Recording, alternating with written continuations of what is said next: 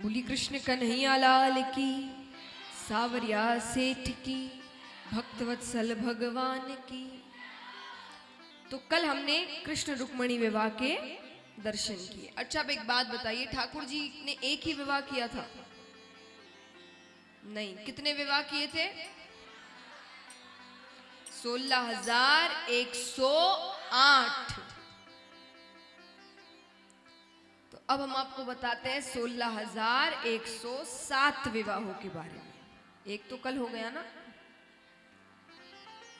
तो बाकी 16,107 विवाह उन्होंने कैसे किए। अब एक राजा थे, उनका नाम था सत्रदिक राजा। क्या नाम था? सत्रदिक राजा। उन्होंने सूर्य नारायण भगवान की तपस्या करी, उन्हें प्रसन्न किया। उन्होंने प्रसन्न होकर राजा को अपनी मणि दी, जिस मणि का नाम था समयंतक मणि। कौन सी मणि? समयंतक मणि। उन्होंने वो मणि उन्हें दी। अब वो राजा बड़े प्रसन्न हुए, मणि को पहन कर रहे थे। अब मनुष्यों का एक स्वभाव होता है, हर मनुष्य का, अब उसका प्रभाव कितना हो या वो किस हद तक उस चीज को करता है, वो हो सकता है व्यक्ति व्यक्ति पर निर्भर करे, लेकिन करते सब हैं। किसी न किसी चीज को कार्य करने की इंटेंसिटी जो होती है, तो वो कितनी है कितनी कम है, वो हम अलग अलग व्यक्ति पर निर्भर करता है, पर ये कार्य करते सब है। क्या कि अगर मनुष्य के पास कोई कीमती वस्तु आ जाए, वो उसका दिखावा बहुत करता है। अब कोई थोड़ा दिखावा करते हैं, कोई हद से ज्यादा ही दिखावा करते हैं। ये निर्भर कर सकता है, पर वो दिखावा ना करे ऐसा हो नहीं सकता। जैसे महिलाएं, आपके पास मान लीजिए कोई बहुत अच्छी चूड़ी आपने पहनी हो या अंगूठी बहुत सुंदर पहनी हो, तो आप हाथों से ही ज्यादा बातें करते हैं। फिर हर थोड़ी देर में, अरे हम तो यहाँ गए थे, हम वहां गए थे, ऐसे पता नहीं क्या हो गया। और मान लीजिए कोई अच्छा हार पहना हो तो उसे ठीक करते रहेंगे। जिससे बात करें उसकी नजर पड़ेगी पड़ेगी, इतना ठीक करेंगे तो, क्योंकि वो चाहते हैं कि नजर पड़े, और नजर पड़ेगी तो तारीफ करेंगे, बड़ी खुशी मिलती है। हंसने की बात नहीं, आप भी कुछ कम नहीं है। चलिए, ये जेवरात नहीं पहनते, अब इन्हें फोन का काम ज्यादा होता है, ये अच्छे अच्छे फोन खरीदते हैं, और फिर जबरदस्ती पॉकेट से निकालेंगे, ना फोन आया है ना मैसेज आया है, उसे देखेंगे फिर रख देंगे, ताकि सामने वाला देखे कि भाई बड़ा ही अच्छा फोन लिया है, कहां से लिया, कितने में लिया, इन्हें बड़ी प्रसन्नता होती है। तो ये हर व्यक्ति करता है, उसके पास कोई कीमती सुंदर वस्तु होगी, वो उसका दिखावा करेगा। तो अब सत्रदिक राजा ने भी यही किया। वो अब उस मणि को हर जगह पहन कर जाते और बार बार ठीक करते, उल्टा करते, सीधा करते, उल्टा करते, सीधा करते, ऐसे करते। अब बात कर रहे हैं, लोगों की नजर पड़ती तो सब तारीफ करते। सूर्य नारायण भगवान की मणि है, कोई साधारण मणि थोड़ी है, अपने आप तारीफ निकलेगी मुख से, और लोग तारीफ करते तो उन्हें बड़ी प्रसन्नता होती। एक बार वो एक सभा में गए, उस सभा में ठाकुर जी भी आए हुए थे। राजा ने वही कार्य किया, वो मणि को बार बार ठीक करे, लोग देखे, तारीफ करे। अब ठाकुर जी तो साधारण मनुष्य है नहीं, वो इन चीजों को समझते हैं। तो सत्रदिक राजा को ऐसे करता देख ठाकुर जी को हंसी आ गई, और ठाकुर जी का यहां हंसना होता है, सत्रदिक राजा का भगवान को देखना होता है। उन्हें बात अच्छी नहीं लगती कि सब तारीफ कर रहे हैं, कृष्ण ने मुझ पर ठीक है, बात आई गई हो जाती है। अब कुछ दिनों बाद राजा के भाई, वो भी मणि का कभी कभी इस्तेमाल करते थे, पहन कर जाते थे। तो वो शिकार खेलने गए, शिकार खेलने वो मणि पहन कर गए। मणि पहन कर जाते हैं जंगल में, उनकी भेंट एक सिंह से होती है, शेर से।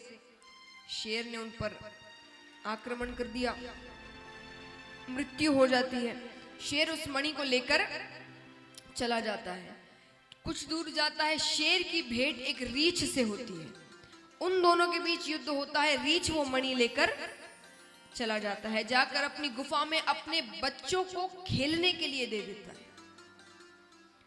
अब यहाँ सत्रदिक राजा भाई को ढूंढते हैं, जब आता नहीं है, समय ज्यादा हो जाता है, देखते हैं तो मृत शरीर मिलता है, मणि गायब है। अब कहते ना महाराज, अगर मन में कोई शक हो तो उसे आग देने वाले कम नहीं होते। उनसे पूछा गया, आपको किसी पर कोई शक है क्या? उन्होंने कहा शक तो नहीं है, पर उस दिन एक ही ऐसा व्यक्ति था जो इस मणि की, जिसने तारीफ नहीं की बल्कि उस पर हंस दिया, वो था कृष्ण। कृष्ण कहना हुआ 10 जो दुश्मन उनके थे, उन्होंने कहा अरे वो तो है ही चोर, उसी ने चुराया है, अब तो पक्का है, कहीं और ढूंढने की जरूरत ही नहीं है, उसी ने चुराया है। पर हर किसी की हिम्मत भी नहीं है भगवान के पास जाकर कहने की। तो अब सत्रदिक राजा क्या करने लगे, वो जहां जाते वो सबसे कहते कि अरे आपने वो मणि देखी थी ना मेरी? बोले हाँ। बोले इतनी सुंदर थी? बोले हाँ। बोले वो कृष्ण ने चुरा ली। बात पहुंचते पहुंचते भगवान तक पहुंचती है। भगवान ने कहा चलो, वहां माखन चोरी करता था तो चोर नाम पड़ा था, यहां बिना चोरी किए ही इल्जाम लग गया। सत्रदिक राजा के पास आते हैं, आपके भाई का शरीर आपको कहाँ मिला था? वहां पहुंचते हैं, वहां से देख रहे हैं सिंह के पैरों के निशान जा रहे हैं। ठाकुर जी उसके पीछे पीछे जाते हैं, फिर रीछ के पैरों के निशान शुरू होते हैं, उसके पीछे पीछे जाते हैं, वो गुफा मिलती है, दूर से ही मणि चमक रही है। भगवान अंदर जाते हैं, सामने वो रीछ आते हैं। वो रीछ और कोई नहीं, जामवंत जी थे।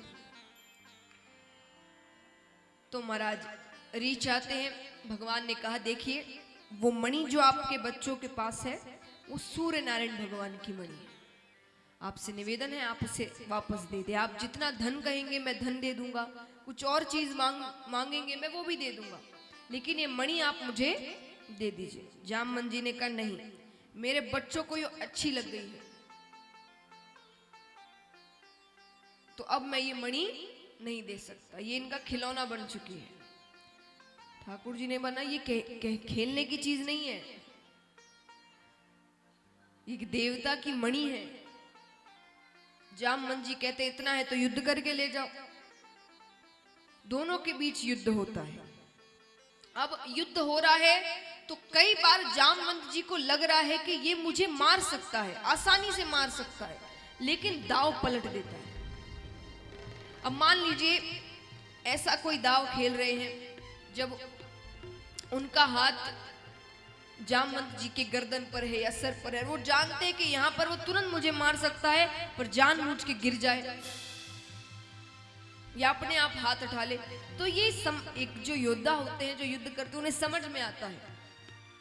जामवंत जी को समझ नहीं आ रहा ये दाव क्यों पलट देता है। पर जब काफी समय हो जाता है तब ठाकुर जी उठाते हैं धनुष, खींचते हैं बाण, और बाण खींचते ही तो उन्हें साक्षात मर्यादा पुरुषोत्तम श्री राम के दर्शन होते हैं।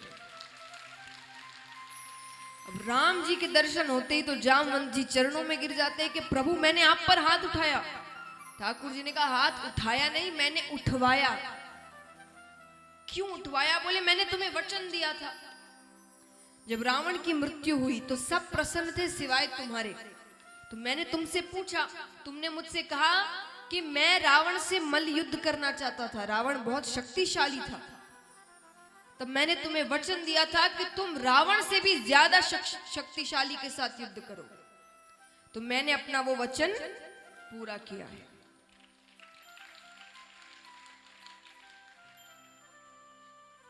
तो ठाकुर जी कहते हैं कि अब तो मुझे वो मणि दे दो। जामवंत जी ने कहा दे दूंगा, पर दहेज में। दहेज में? दहेज का मतलब समझते हो? बोले पशु हूं पर समझता हूं, आपको मेरी बेटी से विवाह करना पड़ेगा। ठाकुर जी ने कहा मेरा विवाह हो चुका है। बोले यहां कौन सा आपने मर्यादा पुरुषोत्तम होने का व्रत लेकर रखा है? एक हो गया, एक और सही। लेकिन हाँ, अगर आप कह दे कि हम में वो मनुष्यों वाली सुंदरता नहीं है तो बात अलग है। भगवान ने कहा सुंदरता पे तो मैंने कभी ध्यान नहीं दिया, मैंने खुद ने कितने कुरूप अवतार लिए हैं, नरसिंह अवतार, वराह अवतार, कच्छप अवतार। तो ठीक है, मैं विवाह करने को तैयार हूं। तो उनका विवाह होता है जामवंती से। अब यहां पर सत्रदिक राजा के पास आते हैं, राजा को वो मणि वापस करते हैं। राजा को बुरा लगता है कि मैंने बिना जाने इन पर इल्जाम लगा दिया। अब जिस जिसको कहा उसके पास जा जाकर थोड़ी वापस कह सकते कि भाई मणि मिल गई, कृष्ण ने नहीं चुराई थी। तो सबके मन में, कई जनों के मन में तो आ चुका कृष्ण ने मणि चुराई। वो माफी मांगते हैं। भगवान ने कहा मैंने तुम्हें माफ किया। बोले नहीं, मैं तभी मानूंगा आपने मुझे माफ किया जब आप मेरी बेटी से शादी करें। भगवान कहते आज तो सब शादी करवाने पे तुले पड़े। अरे मेरी शादी हो चुकी है। अरे बोले 2 कर ली, एक और सही। तो भगवान उनकी बेटी सत्यभामा के साथ विवाह करते हैं। इस प्रकार कालिंदी, वृंदा, सत्या, श्रुति, लक्ष्मणा 8 विवाह ठाकुर जी के हो जाते हैं। बाकी बचे कितने? हाँ, 16,100 16,100 विवाह और बचते हैं। चलिए, अब आज छोटी छोटी कहानियां हैं। अब विवाह को एक बार यहां रोककर हम किसी और कहानी की ओर चलते हैं।